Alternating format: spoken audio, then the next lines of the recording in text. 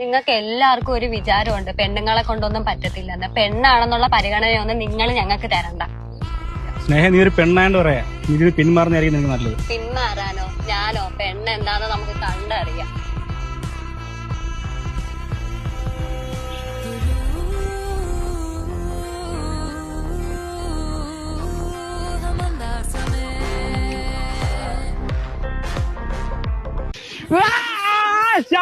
അവളെ പരിഗണന പൊളിയാ.